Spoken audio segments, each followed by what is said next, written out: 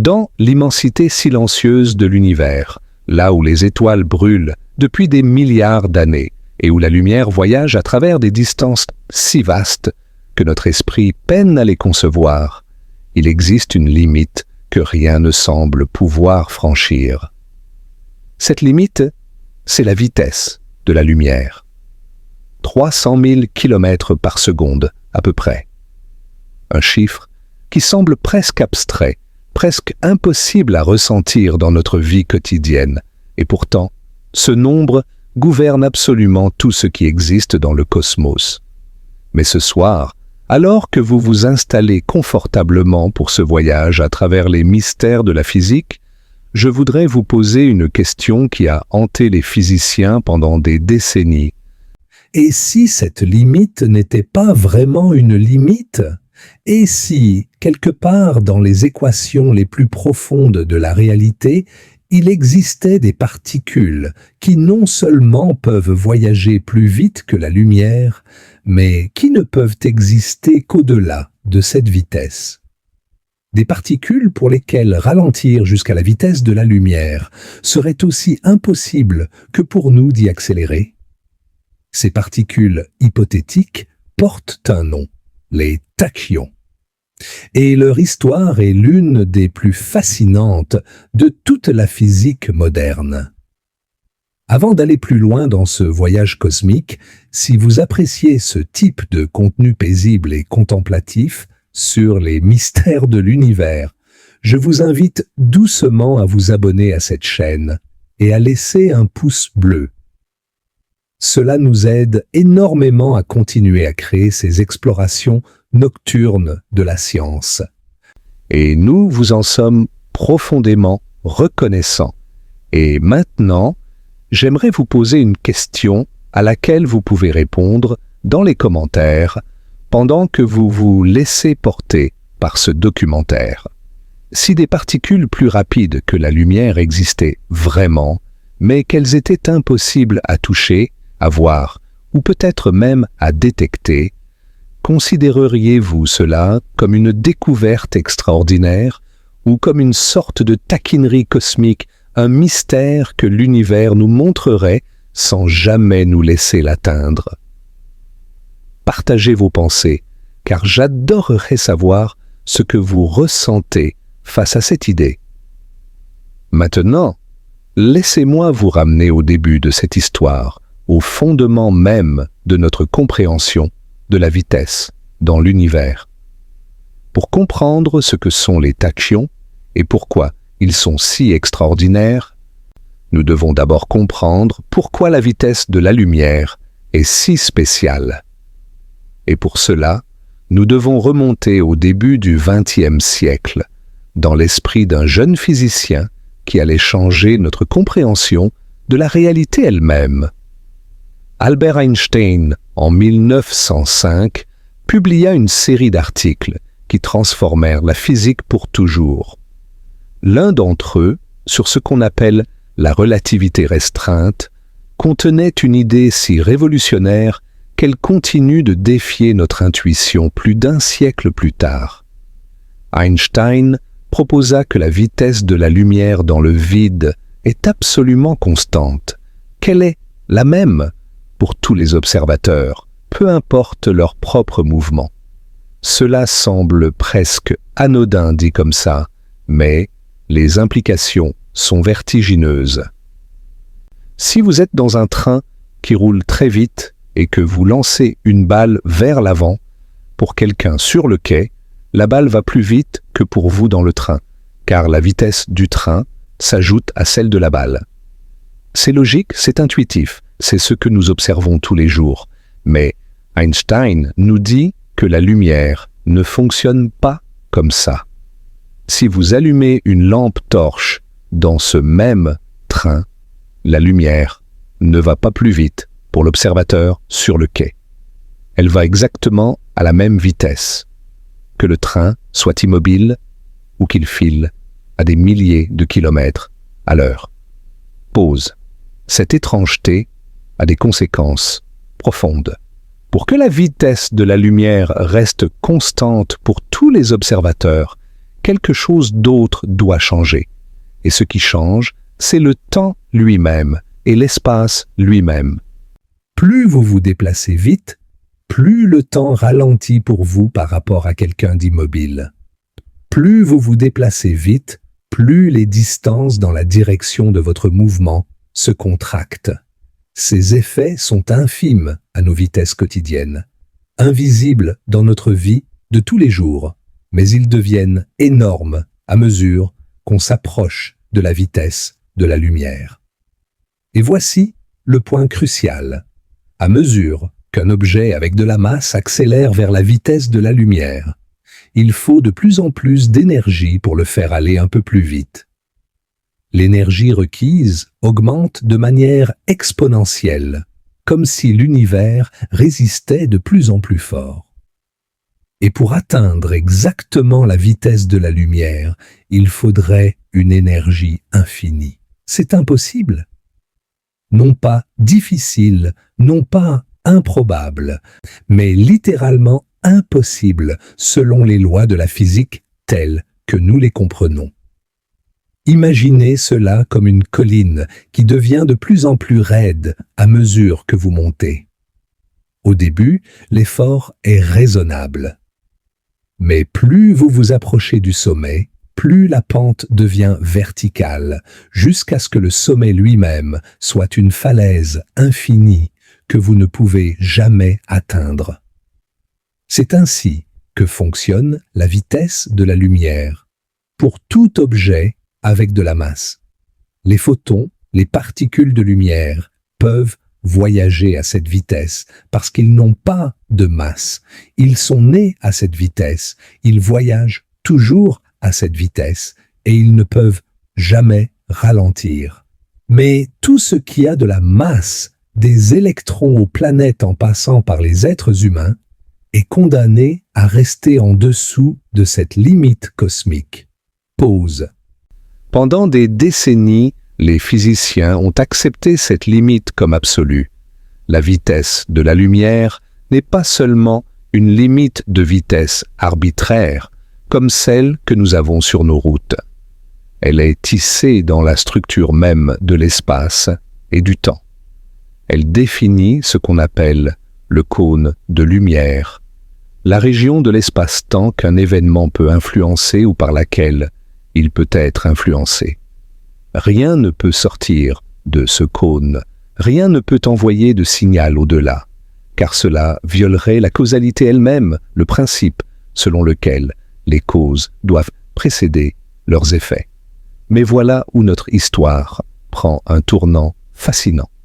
Les équations d'Einstein nous disent qu'il est impossible d'accélérer à travers la barrière de la lumière. Elles nous disent qu'aucun objet avec de la masse ne peut atteindre cette vitesse en partant d'en dessous. Mais que se passerait-il si quelque chose n'avait jamais eu besoin de franchir cette barrière? Que se passerait-il si quelque chose était né de l'autre côté, dans un royaume où la vitesse de la lumière n'est pas un plafond, mais un plancher? Les équations, curieusement, ne l'interdisent pas. C'est comme si l'univers avait deux royaumes séparés par un mur infranchissable. De notre côté, tout ce qui a de la masse voyage plus lentement que la lumière et ne peut jamais l'atteindre. De l'autre côté, hypothétiquement, il pourrait y avoir des entités qui voyagent toujours plus vite que la lumière et qui ne peuvent jamais ralentir jusqu'à elle.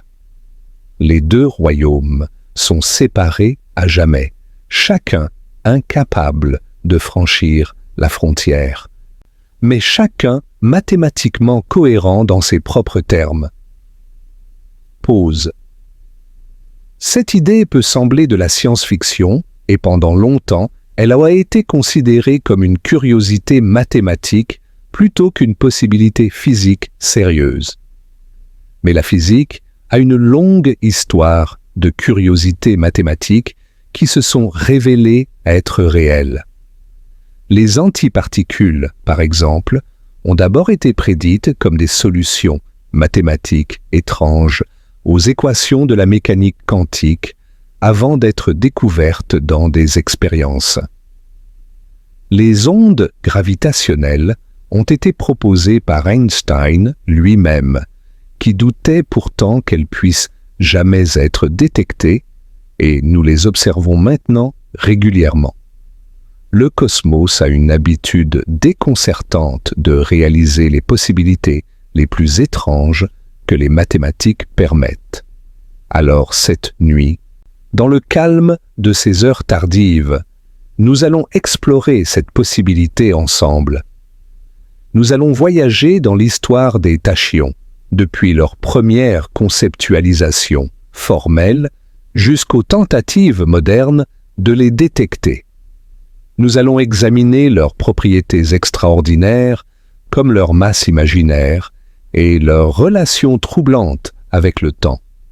Nous verrons comment ils apparaissent dans les théories les plus avancées de la physique, comme la théorie des cordes. Et nous nous poserons la question ultime. Ces particules existent-elles vraiment, ou sont-elles simplement des fantômes mathématiques, des possibilités que l'univers n'a jamais choisi de réaliser? Pause. Respirez profondément. Laissez votre corps se détendre dans votre lit ou votre fauteuil. Les étoiles brillent au-dessus de nous, même si nous ne pouvons pas toujours les voir, et quelque part dans l'immensité, la lumière voyage depuis des milliards d'années pour atteindre des yeux qui peut-être ne sont pas encore nés. La vitesse de la lumière est le tempo de l'univers, le rythme auquel l'information peut voyager, le battement de cœur du cosmos. Et bientôt, nous allons rencontrer l'homme qui a osé imaginer quelque chose de plus rapide, qui a donné un nom à l'impossible et a ouvert une porte vers un royaume que nous ne pouvons peut-être jamais atteindre, mais que nous pouvons certainement rêver. L'année était 1967, et dans les couloirs de l'université Columbia, à New York, un physicien du nom de Gerald Feinberg méditait sur les limites de la réalité.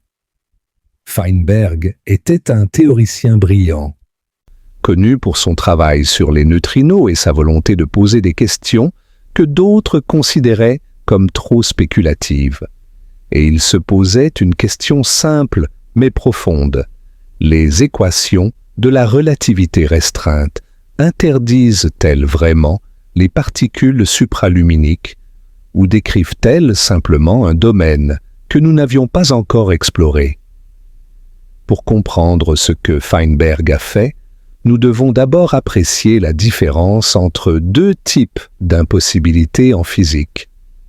Il y a des choses qui sont impossibles parce qu'elles violent les lois fondamentales, comme créer de l'énergie à partir de rien ou inverser l'entropie d'un système fermé. Et il y a des choses qui semblent impossibles parce que nous ne savons pas comment les réaliser, mais qui ne violent aucune loi fondamentale. La question de Feinberg était de savoir dans quelle catégorie tombaient les particules plus rapides que la lumière. Pause. Et voici ce qu'il a découvert. Les équations d'Einstein ne disent pas qu'il est impossible d'exister au-delà de la vitesse de la lumière.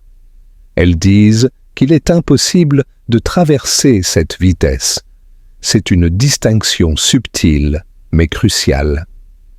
Imaginez un mur qui divise deux pièces. Si vous êtes dans la pièce de gauche, vous ne pouvez pas traverser le mur pour aller dans la pièce de droite. Mais cela ne signifie pas que la pièce de droite est vide. Il pourrait y avoir des gens là-bas, nés dans cette pièce, incapables de traverser le mur pour venir nous rejoindre, mais parfaitement réels dans leur propre domaine. Feinberg a donné un nom à ces hypothétiques habitants de l'autre côté du mur. Il les a appelés tachyons, du mot grec tachys, qui signifie rapide ou swift. Ce nom capture parfaitement leur essence. Des particules définies par leur vitesse, des entités pour lesquelles la rapidité n'est pas une option, mais une nécessité existentielle. Un tachyon ne choisit pas d'aller vite. Un tachyon ne peut pas faire autrement. Pause. Il est important de comprendre le contexte intellectuel dans lequel Feinberg travaillait. Les années 60 étaient une période d'effervescence en physique théorique.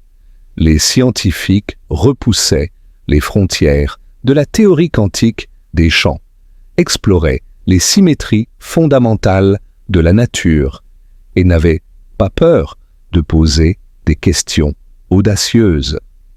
L'idée de particules supraluminiques avait été évoquée avant Feinberg, notamment par les physiciens Bilanuk, Deshpande et Sudarshan en 1962, qui avaient publié un article explorant la possibilité de particules méta. Mais c'est Feinberg qui a vraiment développé le concept et lui a donné son nom durable. Ce que Feinberg a montré dans son article de 1967, c'est qu'une théorie quantique des champs pour les tachyons pouvait être construite de manière cohérente, au moins mathématiquement. Les équations fonctionnaient. Elles ne produisaient pas de contradictions évidentes. Cela ne signifiait pas que les tachyons existaient dans la réalité, bien sûr. Il y a beaucoup de choses mathématiquement cohérentes qui n'existent pas physiquement. Mais cela signifiait que l'univers ne les interdisait pas de manière évidente. La porte était ouverte, au moins sur le papier. Pause. Mais pour construire cette théorie, Feinberg a dû accepter quelque chose d'étrange. Quelque chose qui défie notre intuition de manière profonde. Pour qu'un tachyon puisse exister et voyager toujours plus vite que la lumière, il devrait avoir ce qu'on appelle une masse imaginaire. Et non, cela ne signifie pas une masse fictive ou inexistante. En mathématiques, les nombres imaginaires sont une catégorie précise et bien définie de nombres, impliquant la racine carrée de -1, ce que les mathématiciens notent I. Ces nombres peuvent sembler abstraits, presque fantaisistes, mais ils sont absolument essentiels dans la physique moderne. Ils apparaissent dans les équations de la mécanique quantique, dans l'analyse des circuits électriques, dans le traitement du signal, partout où les phénomènes oscillatoires et les ondes jouent un rôle. Pour un tachyon, avoir une masse imaginaire n'est pas un défaut ou une anomalie. C'est ce qui lui permet d'exister dans le régime supraluminique. Laissez-moi essayer d'expliquer cela de manière intuitive, même si, comme toutes les analogies en physique, celle-ci aura ses limites. Dans notre monde ordinaire, quand vous donnez de l'énergie à un objet, il accélère. Plus d'énergie signifie plus de vitesse, jusqu'à ce que vous atteigniez les limites relativistes dont nous avons parlé. Mais pour un tachyon, la relation est inversée. Un tachyon avec beaucoup d'énergie voyage à des vitesses juste au-dessus de celles de la lumière. À mesure qu'il perd de l'énergie, il ne ralentit pas. Il accélère, et un tachyon avec 0 énergie voyagerait à une vitesse infinie. Pause. C'est exactement le contraire de notre expérience quotidienne, où un objet sans énergie est immobile. Pour un tachyon, l'immobilité est impossible. La vitesse minimale est juste au-dessus de la lumière, et il n'y a pas de vitesse maximale. L'univers des tachyons est un miroir de notre propre univers, où tout est inversé de manière étrange et belle. Gerald Feinberg était pleinement conscient que son travail était spéculatif. Il ne prétendait pas avoir découvert que les tachyons existaient. Il explorait une possibilité, testait les limites des équations, demandait à l'univers ce qui était permis et ce qui ne l'était pas. C'est ainsi que la physique théorique fonctionne souvent. Les théoriciens ne découvrent pas toujours des réalités. Parfois, ils cartographient des possibilités, traçant les contours de ce qui pourrait être pour que les expérimentateurs puissent ensuite chercher des preuves. Pause. Et Feinberg avait un sens de l'humour sur tout cela.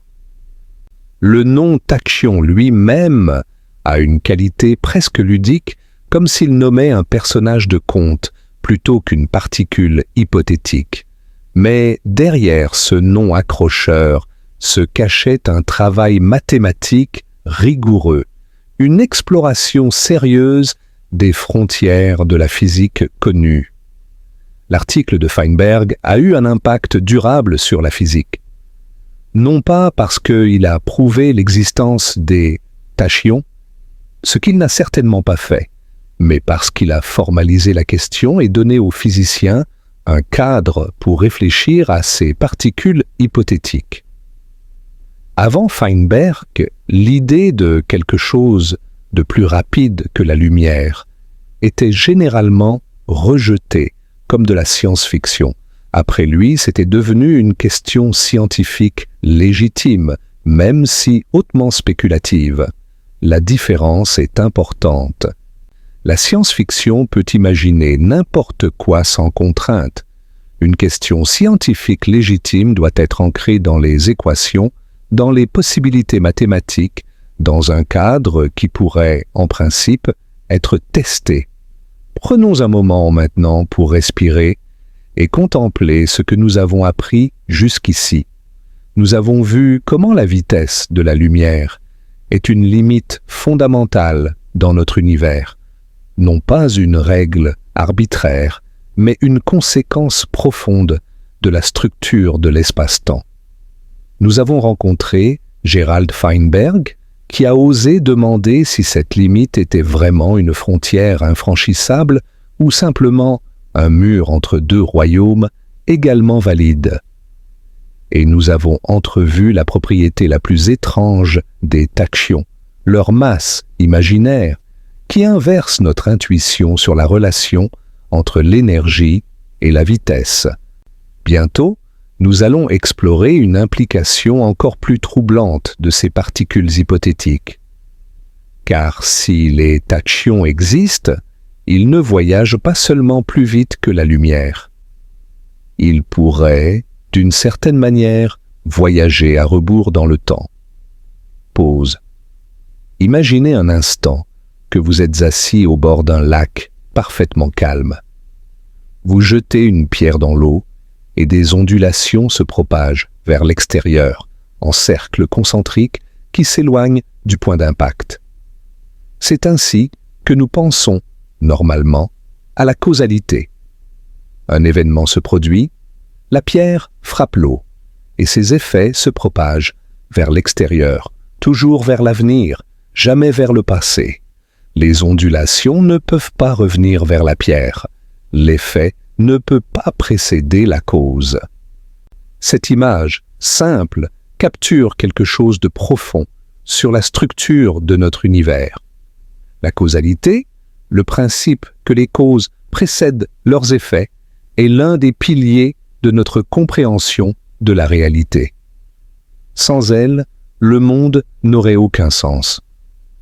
Comment pourriez-vous planifier quoi que ce soit si les effets pouvaient se produire avant leur cause? Comment la mémoire elle-même pourrait-elle exister si le temps ne s'écoulait pas dans une direction cohérente? Pause. Mais voici où les tachyons deviennent vraiment troublants. Dans la relativité restreinte, il y a une connexion profonde entre la vitesse supraluminique et le voyage dans le temps. Ce n'est pas de la science-fiction, c'est une conséquence mathématique des équations d'Einstein.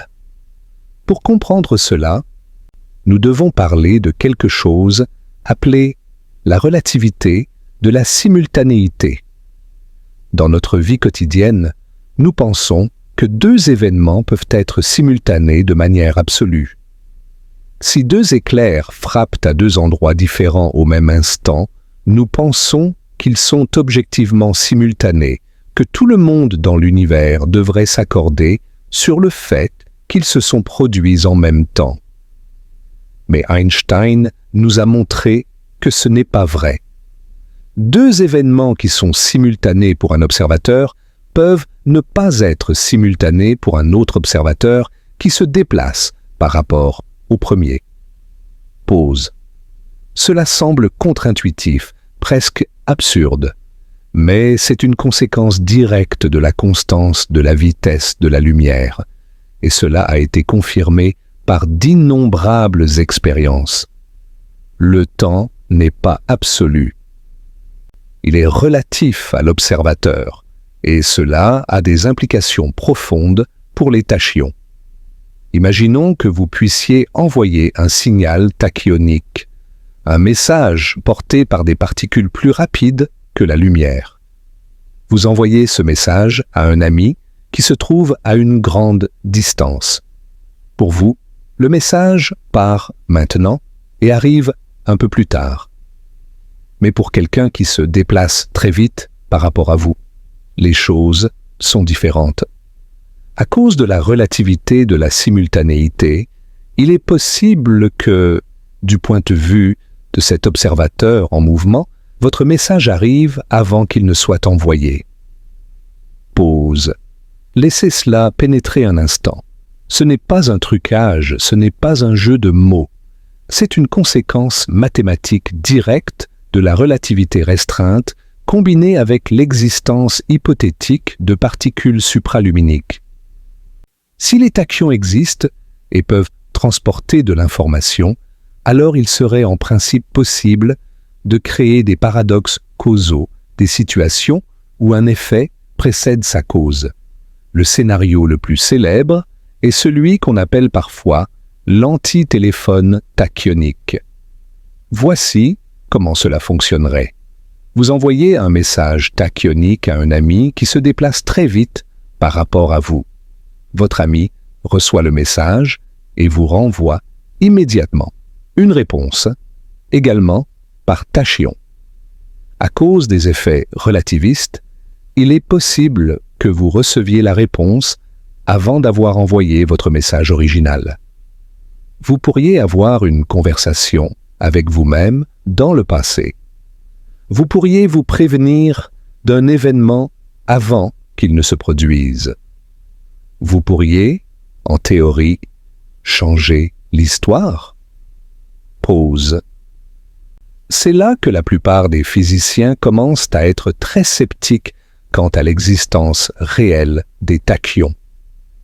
La causalité est tellement fondamentale pour notre compréhension de la réalité que la plupart des scientifiques sont réticents à l'abandonner.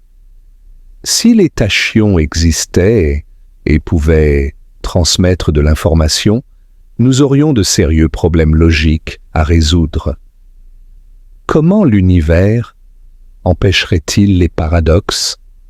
Comment pourrait-il y avoir une histoire cohérente si le passé peut être modifié depuis le futur? Mais avant de rejeter les tachyons pour cette raison, considérons quelques possibilités alternatives. Peut-être que les tachyons existent, mais ne peuvent pas être utilisés pour transmettre de l'information. Peut-être qu'ils sont fondamentalement non détectables, ou qu'ils interagissent avec notre monde de manière qui ne permettent pas la signalisation. Dans ce cas, les paradoxes seraient évités non pas parce que les tachyons n'existent pas, mais parce que l'univers a une sorte de protection intégrée contre leur utilisation problématique. Pause. Une autre possibilité, proposée par Feinberg lui-même et d'autres, est une réinterprétation de ce que signifie pour un tachyon de voyager dans le temps. Selon ce point de vue, un tachyon qui semble voyager vers le passé peut être réinterprété comme son antiparticule voyageant vers le futur. C'est un peu comme regarder un film à l'envers. Un électron qui monte est mathématiquement équivalent à un positron, son antiparticule, qui descend. De la même manière, un tachyon qui remonte le temps pourrait être simplement un anti-tachyon qui descend le temps normalement. Cette réinterprétation ne résout pas tous les problèmes, mais elle montre que les questions soulevées par les tachyons sont subtiles et ne peuvent pas être balayées d'un revers de main. L'univers pourrait avoir des moyens de maintenir sa cohérence causale, même en présence de particules supraluminiques, des moyens que nous ne comprenons pas encore pleinement. Pause. Il y a aussi le principe de cohérence de Novikov, proposé par le physicien russe Igor Novikov. Ce principe suggère que si le voyage dans le temps est possible, l'univers ne permet que des voyages qui sont auto-cohérents, c'est-à-dire des voyages qui ne créent pas de véritables paradoxes. Vous pourriez théoriquement voyager dans le passé, mais vous ne pourriez pas faire quelque chose qui empêcherait votre voyage d'avoir lieu. Les événements conspirent toujours pour maintenir la cohérence. Appliquer ce principe aux tachyons suggérerait que même s'ils existent, les lois de la physique rendraient impossible leur utilisation pour créer des paradoxes. Le cosmos aurait une sorte de système immunitaire contre les incohérences causales, un mécanisme qui préserverait toujours la logique de l'histoire, même si des particules supraluminiques volaient en tous sens. Pause. Prenons un moment pour nous reposer avec ces idées. Nous avons voyagé loin ce soir, depuis la limite de la vitesse de la lumière jusqu'au paradoxe du temps lui-même. Les images que nous avons explorées sont vastes et troublantes, mais aussi étrangement belles. L'idée que l'univers pourrait contenir des royaumes cachés, des particules que nous ne pouvons peut-être jamais toucher, mais qui existent néanmoins dans les équations, est une pensée qui inspire autant qu'elle déroute, et nous n'avons pas encore terminé notre exploration. Bientôt, nous allons nous tourner vers les expériences réelles, vers les physiciens qui ont cherché des preuves de tachyons dans leur laboratoire et leurs détecteurs. Ont-ils trouvé quelque chose? La réponse vous surprendra peut-être. Pause. Dans les décennies qui ont suivi l'article fondateur de Feinberg, des physiciens du monde entier ont entrepris la recherche des tachyons. C'est l'une des choses les plus admirables de la science. Une idée théorique, aussi spéculative soit-elle, inspire des tentatives expérimentales pour la tester. Si les tachyons existent, ils devraient avoir des effets observables, des signatures que nous pourrions détecter avec les bons instruments et les bonnes méthodes. Mais chercher des tachyons n'est pas une tâche facile. Par définition, ces particules hypothétiques voyageraient plus vite que la lumière, ce qui signifie qu'elles interagiraient avec notre monde de manière très différente des particules ordinaires. Un tachyon ne laisserait pas le même genre de traces dans un détecteur qu'un électron ou un proton. Et si les tachyons ont une masse imaginaire, leurs interactions avec la matière normale pourraient être extrêmement faibles, peut-être même inexistantes à un niveau pratique. Pause. Malgré ces difficultés, les expérimentateurs ont tenté leur chance. Des recherches ont été menées dans des accélérateurs de particules, où des collisions à haute énergie pourraient en théorie produire des tachyons. Des analyses de rayons cosmiques. Ces particules de haute énergie qui bombardent constamment la Terre depuis l'espace ont été effectuées pour chercher des signatures inhabituelles. Des expériences avec des neutrinos, ces particules fantomatiques qui interagissent si faiblement avec la matière ont été scrutés pour voir si certains neutrinos pourraient se comporter de manière tachyonique. Et le résultat de toutes ces recherches, jusqu'à présent, aucune preuve convaincante de l'existence des tachyons n'a été trouvée. Cela ne signifie pas qu'ils n'existent pas, bien sûr. L'absence de preuve n'est pas une preuve d'absence, surtout quand nous cherchons quelque chose d'aussi insaisissable. Mais cela signifie que si les tachyons existent, ils sont extrêmement difficiles à détecter, peut-être au-delà de nos capacités technologiques actuelles.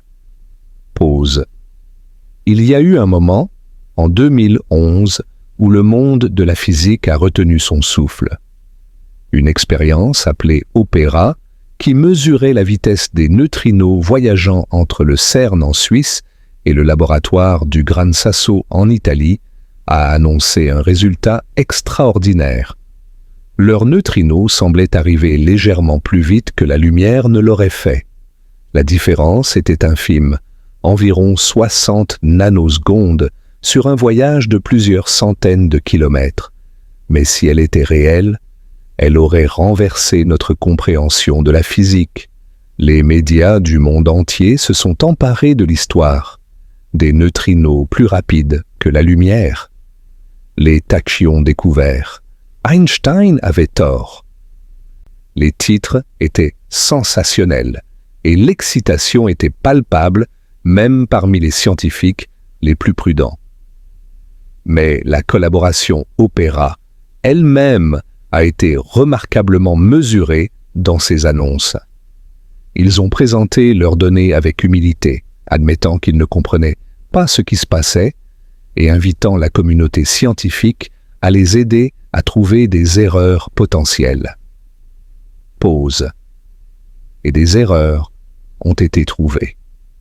Après des mois de vérification intensive, 2 problèmes ont été identifiés. Un câble à fibre optique était mal connecté, introduisant un délai dans le système de chronométrage, et une horloge oscillateur présentait une dérive qui n'avait pas été correctement prise en compte. Quand ces erreurs ont été corrigées, le résultat extraordinaire a disparu. Les neutrinos voyageaient à la vitesse de la lumière, ou légèrement en dessous, exactement comme prévu. L'incident Opera est devenu un cas d'école en sciences.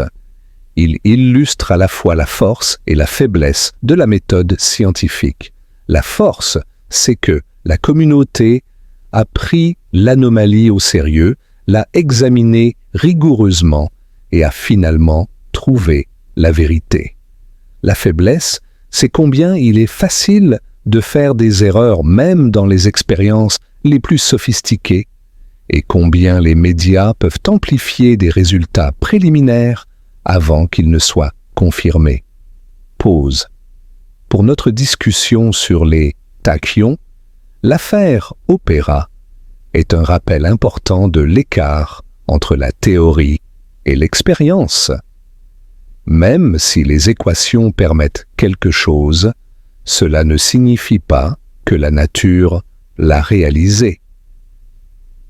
Et même quand nous pensons avoir détecté quelque chose d'extraordinaire, nous devons rester humbles devant la possibilité d'erreur. La science avance lentement, prudemment, et les découvertes révolutionnaires sont rares. Mais ne laissons pas le scepticisme nécessaire étouffer notre sens de l'émerveillement. L'absence de preuves de tachyons à ce jour ne signifie pas que le sujet est clos. Les physiciens continuent d'explorer, de construire des détecteurs plus sensibles, de développer de nouvelles méthodes pour chercher ces particules insaisissables. Et même si les tachyons en tant que particules réelles ne sont jamais découverts, le concept a eu une influence profonde sur la physique théorique, comme nous le verrons bientôt. Pause. Prenons maintenant un moment pour nous reposer avec la question de la détection. Nous avons vu que les physiciens ont cherché des tachyons pendant des décennies sans succès. Nous avons vu comment un résultat prometteur s'est évanoui quand des erreurs ont été trouvées. Mais nous avons aussi vu que la recherche continue, que l'idée est suffisamment fascinante pour motiver des efforts expérimentaux même face à l'échec répété. C'est la beauté de la science, sa persistance, sa volonté de continuer à chercher, même quand les chances semblent faibles. Et bientôt, nous allons plonger plus profondément dans les mathématiques des tachyons pour comprendre ce que cette masse imaginaire signifie vraiment et comment elle nous guide vers des idées encore plus profondes sur la nature de la réalité. Pause. Les nombres imaginaires. Le terme lui-même semble suggérer quelque chose d'irréel, de fantaisiste, peut-être même de fictif. Mais dans le monde des mathématiques et de la physique, les nombres imaginaires sont aussi réels que n'importe quel autre outil mathématique, et ils sont absolument essentiels pour décrire le monde qui nous entoure. Un nombre imaginaire est simplement un nombre qui, lorsqu'il est mis au carré, donne un résultat négatif. Cela semble impossible avec les nombres ordinaires que nous utilisons tous les jours. 2 fois 2 fait 4, un nombre positif. Moins 2 fois moins 2 fait aussi 4, également positif. Comment pourriez-vous avoir un nombre dont le carré est négatif ? La réponse des mathématiciens a été de définir un tel nombre et de voir ce qui se passe. Ils l'ont appelé i, et par définition, i fois i égale moins 1. Pause. Cela peut sembler un tour de passe-passe, une astuce arbitraire. Mais il s'avère que les nombres imaginaires, combinés avec les nombres réels, pour former ce qu'on appelle les nombres complexes, ont des propriétés extraordinaires. Ils décrivent, naturellement, les phénomènes oscillatoires comme les ondes. Ils simplifient énormément les calculs en électricité et en électronique, et surtout pour notre propos, ils apparaissent inévitablement dans les équations de la mécanique quantique, la théorie qui décrit le comportement des particules subatomiques. La fonction d'onde quantique, qui contient toute l'information sur un système quantique, est intrinsèquement une quantité complexe, impliquant des nombres imaginaires. Ce n'est pas un défaut ou une bizarrerie, c'est fondamental à la façon dont la mécanique quantique fonctionne. Les nombres imaginaires ne sont pas une fiction dans ce contexte. Ils sont la langue naturelle de la réalité au niveau le plus profond. Pause. Maintenant, quand nous disons qu'un tachyon aurait une masse imaginaire, nous utilisons ce même type de mathématiques. La masse d'un tachyon n'est pas zéro, comme celle d'un photon. Elle n'est pas positive, comme celle d'un électron ou d'un proton. Elle est imaginaire, un multiple de ce nombre i qui défie notre intuition. Pour comprendre ce que cela signifie physiquement, pensons à la relation entre l'énergie et la vitesse pour les particules ordinaires. Pour une particule avec une masse positive au repos, l'énergie augmente à mesure que la vitesse augmente. À des vitesses proches de celles de la lumière, cette augmentation devient dramatique, approchant l'infini à mesure que la vitesse approche de c. C'est pourquoi rien avec de la masse ne peut atteindre la vitesse de la lumière. Il faudrait une énergie infinie. Pause. Mais pour un tachyon avec une masse imaginaire, les équations donnent un résultat différent. L'énergie est toujours réelle et positive, ce qui est bien, car une énergie imaginaire serait vraiment problématique physiquement. Mais la relation entre l'énergie et la vitesse est inversée. Un tachyon avec beaucoup d'énergie voyage à une vitesse juste au-dessus de celle de la lumière. À mesure que l'énergie diminue, la vitesse augmente. Et un tachyon avec zéro énergie aurait une vitesse infinie. C'est le monde miroir dont nous avons parlé plus tôt, un univers où les règles sont retournées. Pour nous, l'énergie pousse vers la vitesse, mais ne peut jamais nous amener à la lumière. Pour un tachyon, l'énergie retient, freine, et son absence signifierait une liberté totale de mouvement instantané. Pause. Ce concept de masse imaginaire a des implications fascinantes au-delà des tachyons individuels. En théorie quantique des champs, un champ avec une masse imaginaire est un signal d'instabilité. Imaginez une balle posée au sommet d'une colline. Elle est en équilibre, techniquement, mais le moindre souffle la fera rouler vers le bas. La position au sommet est instable. Un champ avec une masse imaginaire est dans une situation similaire. Il veut évoluer vers un état plus stable, rouler vers le bas de sa propre colline métaphorique. Ce processus est appelé condensation tachyonique, et il n'est pas juste une curiosité théorique. Il joue un rôle central dans notre compréhension de la façon dont l'univers fonctionne. Le champ de Higgs, qui donne leur masse aux particules fondamentales, a commencé dans un état instable avec des propriétés tachyoniques. Il a ensuite condensé, roulant vers le bas vers sa vallée stable, et dans ce processus, il a donné forme à l'univers que nous connaissons. Pause. Cela vaut la peine de s'arrêter sur cette idée un instant. Le champ de Higgs, l'un des éléments les plus fondamentaux de la physique des particules, confirmé par la découverte du boson de Higgs au CERN en 2012, a un lien profond avec les concepts tachyoniques. Non pas parce que le boson de Higgs voyage plus vite que la lumière, ce n'est pas le cas, mais parce que les mathématiques de l'instabilité et de la condensation que Feinberg et d'autres ont explorées pour les tachyons sont les mêmes mathématiques qui décrivent comment le champ de Higgs a acquis son état actuel. C'est l'une des beautés de la physique théorique. Des idées développées dans un contexte, même spéculatif, trouvent souvent des applications dans des contextes complètement différents. Les outils créés pour penser aux tachyons sont devenus essentiels pour comprendre quelque chose d'aussi fondamental que l'origine de la masse. Pause. Mais revenons aux tachyons eux-mêmes et à leurs propriétés étranges. Nous avons parlé de leur masse imaginaire et de leur relation inversée entre l'énergie et la vitesse. Une autre propriété fascinante concerne leur interaction avec la lumière.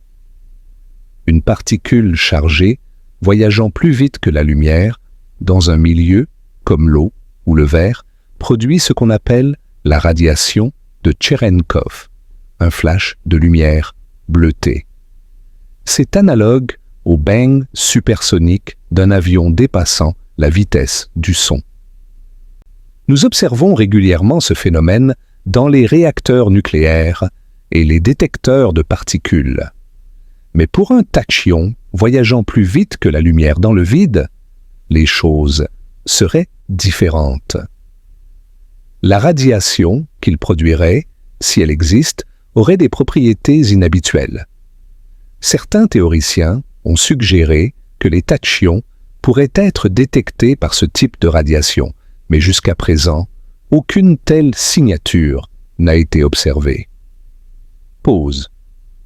Une autre question fascinante concerne la création et l'annihilation des tachyons. Dans la physique des particules ordinaires, les particules peuvent être créées à partir de l'énergie et annihilées en énergie. Un photon de haute énergie peut se transformer en un électron et un positron. Un électron et un positron peuvent s'annihiler en photons. Ces processus sont au cœur de la théorie quantique des champs. Pour les tachyons, les règles seraient différentes. À cause de leur énergie qui diminue quand leur vitesse augmente, les interactions impliquant des tachyons auraient des caractéristiques inhabituelles. Un tachyon de haute énergie voyageant lentement par les standards tachyoniques pourrait se fragmenter en plusieurs tachyons de basse énergie, tous voyageant extrêmement vite. Ces considérations compliquent considérablement toute tentative de modéliser les tachyons dans une théorie quantique des champs cohérente. Pause. Prenons un moment maintenant pour rassembler ce que nous avons appris sur les mathématiques des tachyons. Leur masse imaginaire n'est pas une fantaisie, mais une conséquence mathématique rigoureuse des équations de la relativité appliquées aux vitesses supraluminiques. Cette masse imaginaire inverse la relation entre l'énergie et la vitesse, créant un univers miroir où les règles sont retournées. Et les outils développés pour penser à ces entités hypothétiques ont trouvé des applications dans des domaines bien établis de la physique comme la compréhension du champ de Higgs. Bientôt, nous allons explorer un autre domaine où les tachyons font une apparition surprenante, la théorie des cordes, l'une des tentatives les plus ambitieuses de créer une théorie unifiée de toute la physique. Pause. La théorie des cordes est l'une des idées les plus audacieuses de la physique moderne. Elle propose que les particules fondamentales que nous observons, les électrons, les quarks, les photons et toutes les autres, ne sont pas vraiment des points sans dimension. Elles seraient plutôt des modes de vibration, de minuscules cordes d'énergie, si petites qu'elles semblent être des points à nos instruments actuels. Différentes vibrations de ces cordes correspondent à différentes particules, de la même manière que différentes vibrations d'une corde de guitare produisent différentes notes. C'est une vision élégante et unificatrice. Au lieu d'avoir une liste de particules fondamentales apparemment arbitraires, nous aurions une seule entité fondamentale, la corde, dont toute la diversité des particules émergerait naturellement. Et la théorie des cordes a un autre avantage majeur. Elle inclut naturellement la gravité, quelque chose que les autres approches de la physique des particules ont du mal à faire. Pause. Mais la théorie des cordes a aussi ses propres défis, et l'un des premiers auxquels les physiciens ont été confrontés était le problème des tachyons. Dans la première version de la théorie des cordes, appelée théorie des cordes bosoniques, un mode de vibration particulier des cordes correspondait à un tachyon. Ce n'était pas un ajout délibéré ou souhaité. C'était une conséquence inévitable des équations. Et c'était un problème, car la présence d'un tachyon signale une instabilité, un système qui n'est pas dans son état fondamental.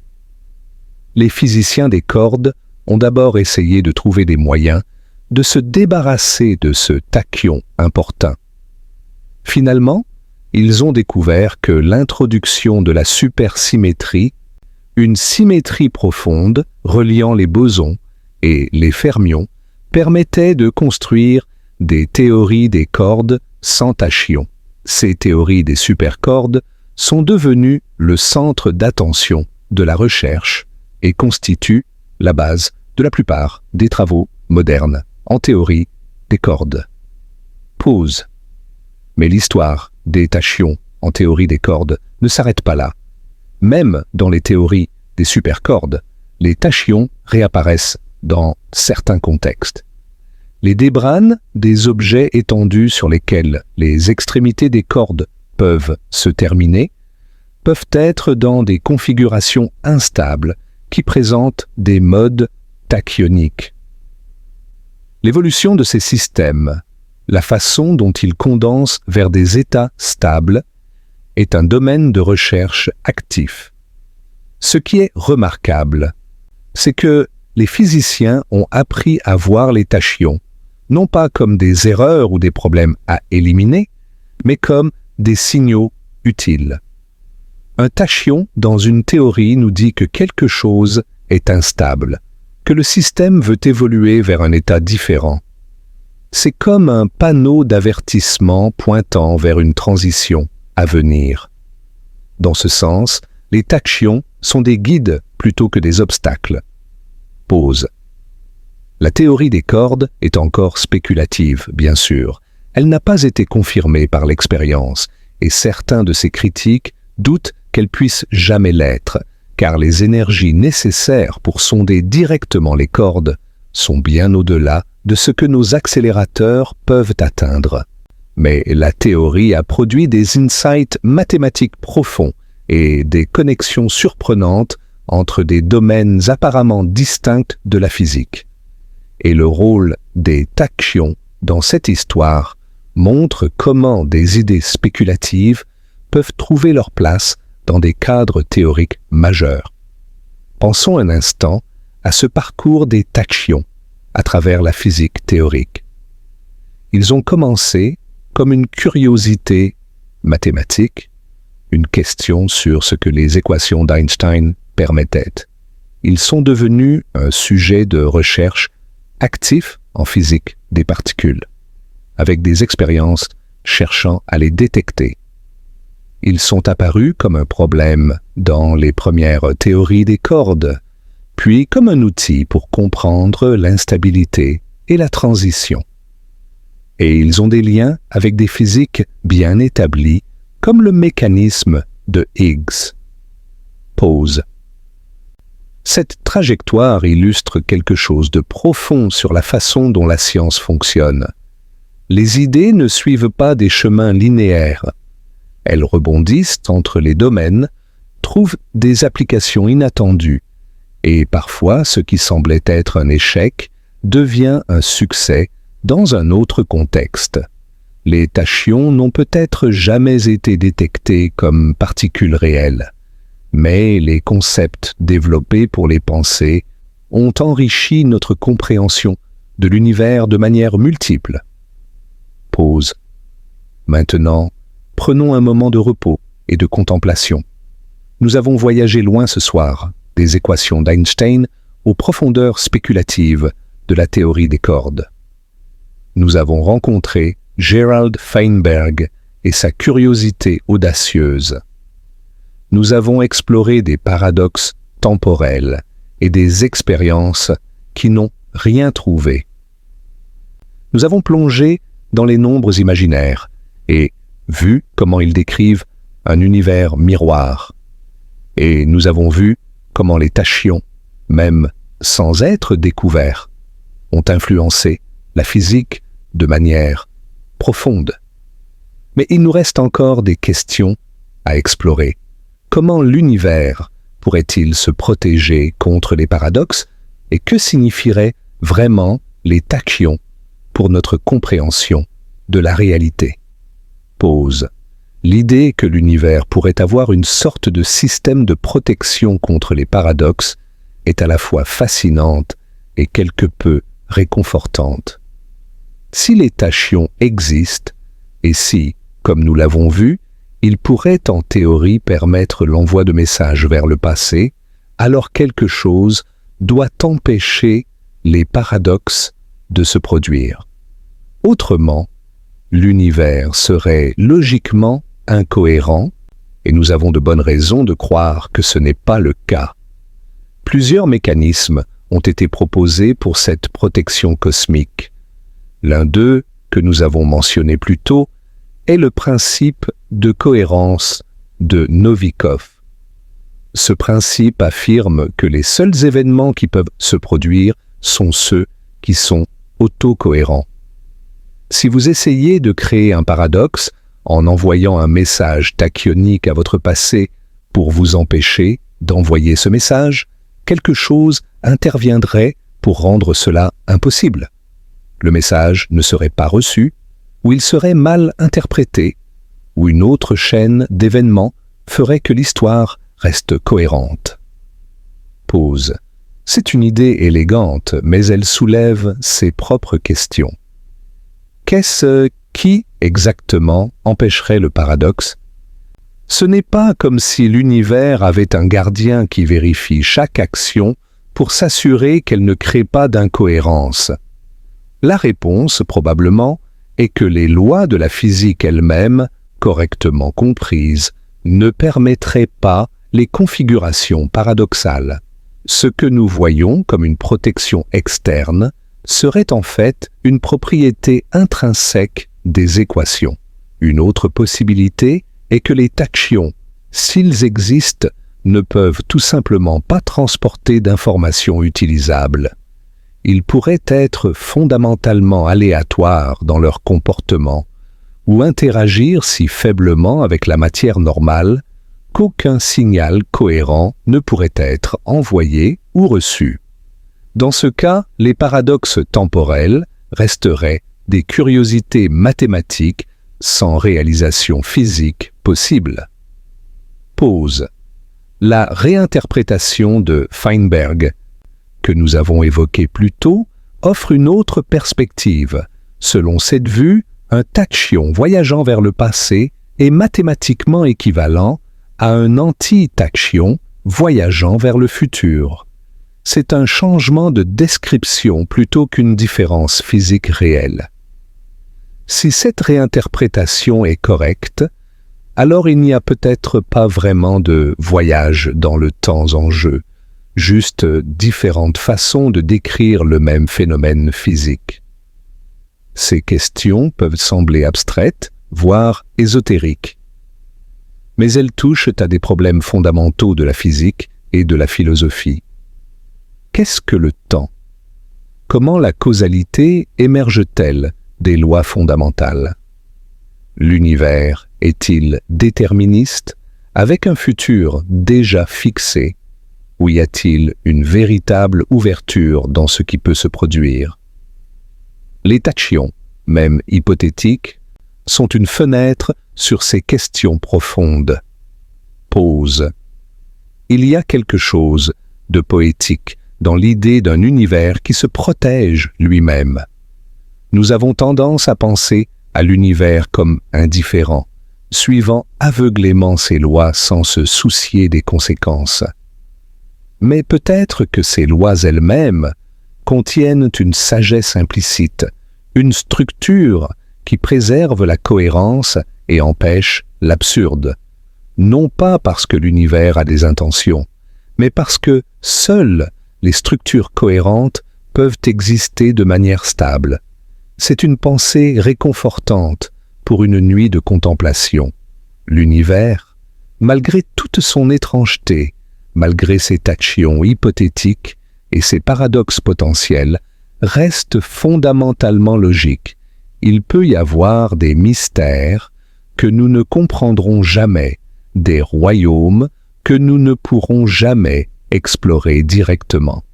Mais la cohérence sous-jacente nous donne une base solide pour notre exploration, une confiance que le cosmos fait sens, même si ce sens nous échappe parfois. Pause. Maintenant, tournons notre attention vers quelque chose de plus concret, la façon dont les concepts tachyoniques apparaissent dans la physique réelle et confirmée. Nous avons mentionné le champ de Higgs plus tôt, et il est temps d'explorer cette connexion plus en profondeur. Car même si les tachyons en tant que particules n'ont pas été découverts, les champs avec des propriétés tachyoniques sont au cœur de notre compréhension de la physique fondamentale. Le champ de Higgs est présent partout dans l'univers. Il remplit tout l'espace et c'est son interaction avec les autres particules qui leur donne leur masse. Sans le champ de Higgs, les électrons seraient sans masse et voyageraient à la vitesse de la lumière. Les atomes ne pourraient pas se former et nous n'existerions pas. C'est un champ fondamental, aussi important que les forces électromagnétiques ou gravitationnelles. Pause. Mais le champ de Higgs n'a pas toujours été dans l'état dans lequel nous le trouvons aujourd'hui. Dans l'univers très jeune, quelques fractions de secondes après le Big Bang, les températures étaient si élevées que le champ de Higgs était dans un état différent.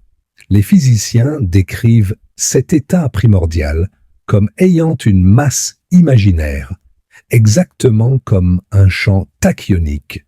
Cela signifie qu'il était instable, comme une balle posée au sommet d'une colline. À mesure que l'univers s'est refroidi, cette instabilité ne pouvait pas persister. Le champ a roulé vers le bas de sa colline métaphorique dans un processus appelé brisure spontanée de symétrie. Il s'est installé dans une vallée stable, acquérant une valeur non nulle partout dans l'espace. Et c'est cette valeur non nulle qui donne aux particules leur masse. Pause. La transition du Higgs d'un état instable à un état stable est un exemple de condensation tachyonique en action. Le champ n'est pas un tachyon au sens d'une particule voyageant plus vite que la lumière, mais les mathématiques sont les mêmes. Les équations qui décrivent cette transition sont celles que Feinberg et d'autres ont développées pour penser au tachyon. C'est un exemple magnifique de la façon dont les idées théoriques spéculatives peuvent éclairer des physiques bien réelles. La brisure de symétrie est un concept central en physique moderne.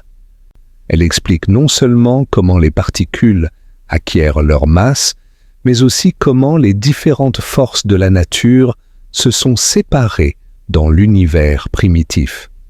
Au tout début, les forces électromagnétiques et faibles étaient unifiées en une seule force électrofaible. La condensation d'un champ de type Higgs les a séparées, leur donnant les propriétés distinctes que nous observons aujourd'hui. Pause. Et il pourrait y avoir eu d'autres brisures de symétrie dans l'univers encore plus primitif.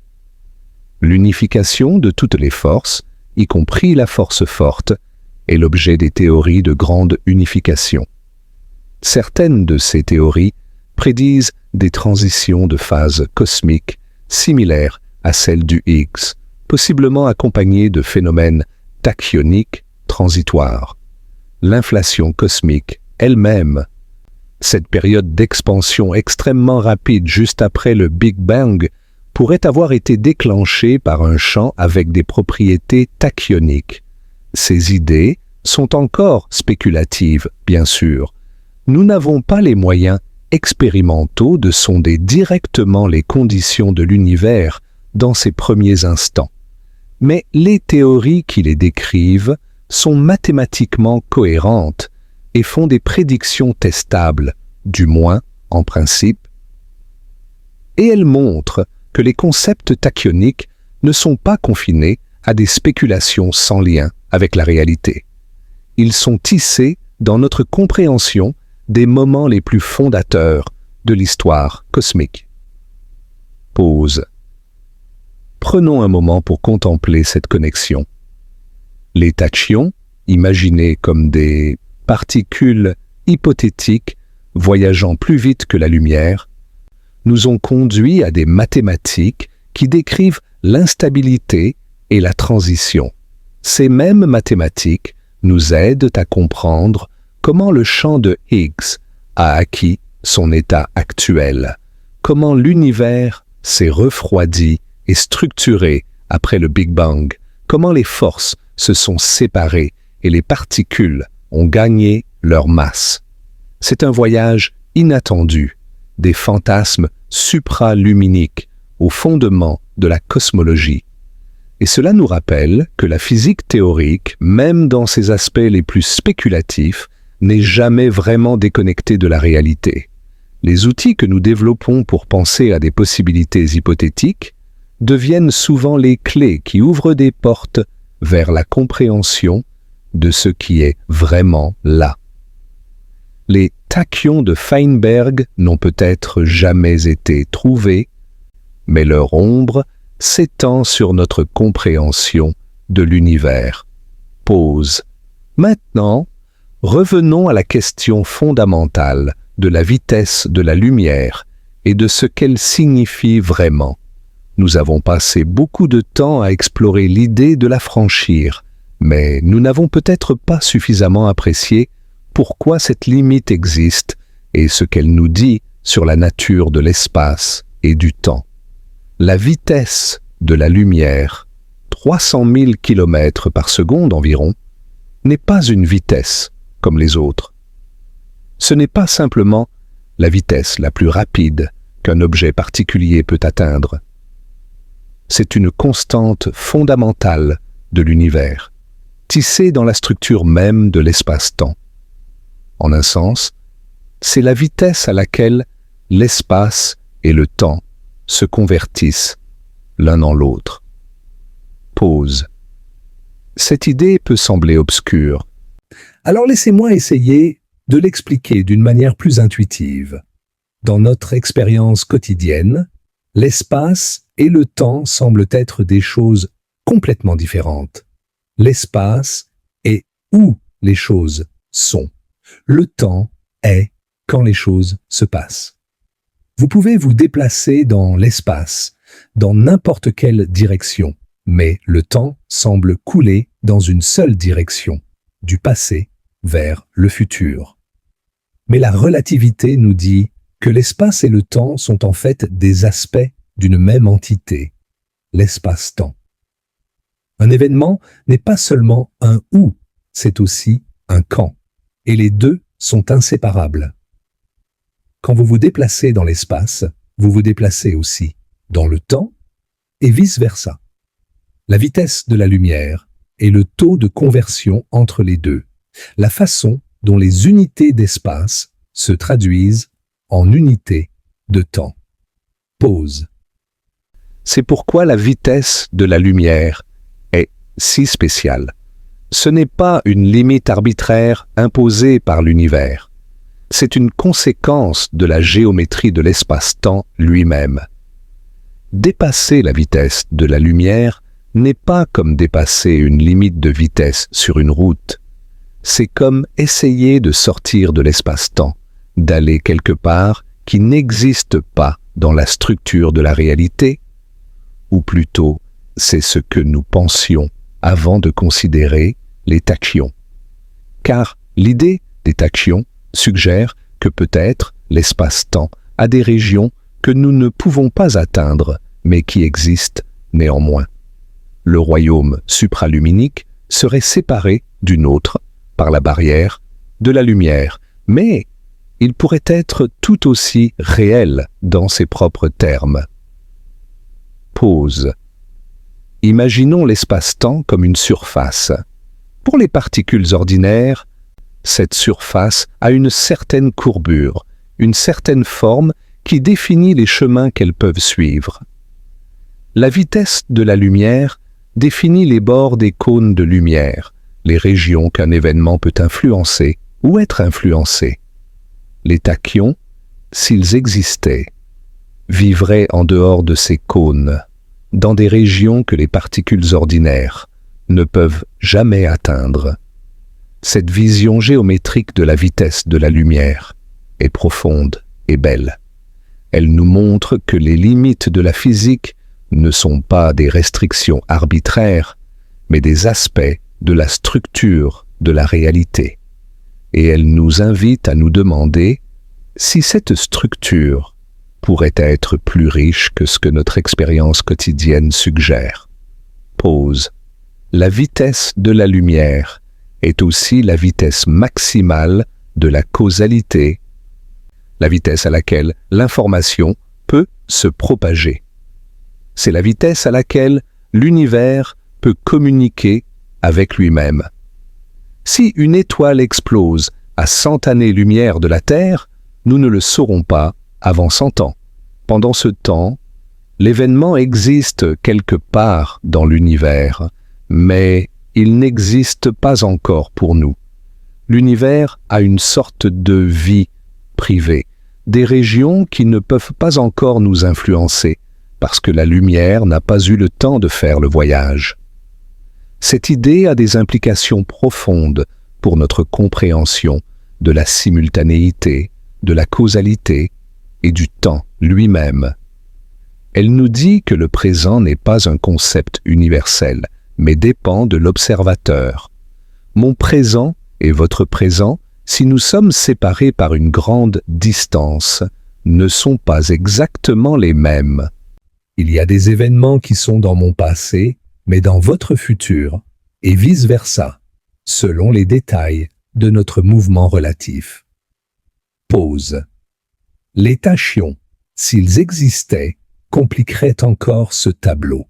Ils pourraient, en théorie, transporter des influences à travers les régions de l'espace-temps que la lumière ne peut pas atteindre. Ils pourraient connecter des événements que la causalité ordinaire maintient séparés. C'est pourquoi la possibilité de tachyons est si troublante pour les physiciens attachés à une notion ordonnée du temps. Mais c'est aussi pourquoi elle est si fascinante. Les tachyons nous invitent à reconsidérer nos hypothèses les plus fondamentales sur la structure de la réalité. Même s'ils n'existent pas, le simple fait de penser à eux nous aide à clarifier ce que nous croyons vraiment et pourquoi. Pause. Il est temps maintenant de nous tourner vers la conclusion de notre voyage, vers les réflexions finales sur ce que les tachyons signifient pour notre compréhension de l'univers et pour notre sens de l'émerveillement. Ce que nous avons exploré ce soir est véritablement remarquable. Nous avons commencé avec une question simple. Quelque chose peut-il aller plus vite que la lumière? Et cette question nous a entraînés dans un voyage à travers la relativité d'Einstein, la mécanique quantique des champs, la théorie des cordes et les mystères du temps lui-même. Nous avons rencontré des idées qui défient l'intuition, des mathématiques qui décrivent des mondes que nous ne pouvons pas voir et des expériences qui n'ont pas trouvé ce qu'elles cherchaient, mais qui nous ont appris beaucoup en chemin. Pause. Les tachyons, soyons honnêtes, n'ont pas été découverts. Malgré des décennies de recherche, aucune expérience n'a fourni de preuves convaincantes de l'existence de particules voyageant plus vite que la lumière. Le titre de ce documentaire, comme beaucoup de titres, simplifie une réalité plus nuancée. Ce que les scientifiques ont découvert, c'est que les équations de la physique permettent des solutions tachyoniques et que ces solutions ont des liens profonds avec des physiques bien établies comme le mécanisme de Higgs. Mais la découverte de tachyons réels, de particules supraluminiques détectables, reste un objectif non atteint. Et peut-être est-ce bien ainsi. L'existence de tachyons soulèverait des problèmes profonds pour notre compréhension de la causalité et du temps. Les paradoxes qu'ils pourraient créer sont troublants, et les mécanismes qui pourraient les empêcher sont encore mal compris. L'univers, en n'incluant pas de tachyons parmi ses habitants, fait peut-être preuve d'une sagesse que nous ne pouvons qu'admirer. Pause. Mais l'absence de découverte ne signifie pas l'absence de valeur. L'exploration des tachyons a enrichi la physique de manière multiple. Les outils mathématiques développés pour penser à ces particules hypothétiques se sont révélés utiles pour comprendre des phénomènes réels. Les questions posées sur la causalité et le temps ont approfondi notre réflexion philosophique. Et le sens de l'émerveillement que ces idées inspirent est précieux en soi. La science n'est pas seulement une accumulation de faits confirmés. C'est aussi une exploration des possibilités, une conversation permanente entre ce que nous savons et ce que nous pouvons imaginer. Les tachyons font partie de cette conversation, même s'ils restent dans le royaume de l'hypothétique. Pause. Et qui sait ce que l'avenir apportera? La physique a été transformée plus d'une fois par des découvertes inattendues. Les antiparticules, les ondes gravitationnelles, les neutrinos eux-mêmes n'étaient tous des idées spéculatives avant de devenir des réalités confirmées. Peut-être qu'un jour, une expérience détectera quelque chose qui ressemble à un tachyon. Peut-être qu'une théorie plus profonde nous montrera que notre compréhension actuelle était incomplète. La science reste ouverte aux surprises. Pause. En attendant, nous pouvons nous reposer avec le mystère. L'univers est vaste et étrange, plein de merveilles que nous n'avons pas encore comprises. La lumière voyage à travers les galaxies depuis des milliards d'années, portant des informations sur des temps et des lieux que nous ne pouvons pas visiter. Les étoiles naissent et meurent dans des cycles cosmiques qui dépassent l'échelle humaine. Et quelque part, dans les équations de la physique, il y a peut-être des ombres de possibilités que nous n'avons pas encore réalisées. Cette nuit, alors que vous vous laissez glisser vers le sommeil, laissez ces pensées flotter dans votre esprit comme des étoiles dans le ciel. L'univers n'a pas besoin de nous révéler tous ses secrets pour être merveilleux. Le mystère lui-même est une source de beauté. Et demain, quand vous vous réveillerez, le cosmos sera toujours là, attendant patiemment que nous continuions notre exploration. Pause. Nous avons voyagé ensemble ce soir depuis les fondements de la relativité jusqu'aux frontières de la spéculation théorique.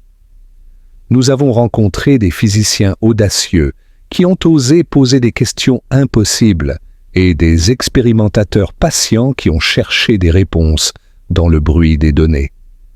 Nous avons contemplé des paradoxes temporels et des symétries brisées, des nombres imaginaires et des cordes vibrantes. Et à travers tout cela, nous avons été guidés par un sens de l'émerveillement, par la curiosité qui est au cœur de l'entreprise scientifique. Les tachyons restent hypothétiques, mais leur exploration nous a appris quelque chose sur nous-mêmes, sur notre capacité à penser au-delà des limites apparentes, sur notre désir de comprendre un univers qui semble toujours avoir une surprise de plus en réserve. C'est peut-être le vrai cadeau des tachyons, non pas une découverte, mais une invitation à continuer à rêver et à chercher. Pause. Dormez bien, voyageurs. L'univers garde ses secrets doucement, et il n'y a pas d'urgence à les résoudre tous ce soir. Les étoiles brilleront demain, comme elles ont brillé pendant des milliards d'années, et la lumière continuera son voyage éternel à travers le vide. Que vos rêves soient pleins de merveilles cosmiques et que votre repos soit paisible. Nous nous retrouverons pour une autre exploration, une autre nuit, un autre voyage vers les frontières de ce que nous savons et de ce que nous pouvons imaginer. La lumière voyage vite, mais la nuit est longue, et il y a tant de choses à contempler. Fermez les yeux maintenant, et laissez l'univers vous bercer avec ses mystères.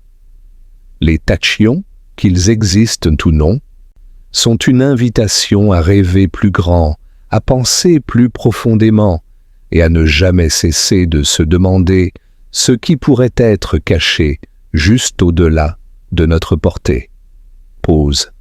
Et ainsi se termine notre voyage à travers le royaume des particules impossibles. La vitesse de la lumière reste une limite pour nous, mais notre imagination n'a pas de telles contraintes. Elle peut voyager où elle veut, explorer des possibilités que la physique permet sans les confirmer, et revenir enrichie de nouvelles questions et de nouvelles merveilles. C'est le privilège de l'esprit humain, cette capacité à transcender nos limitations physiques par la pensée pure.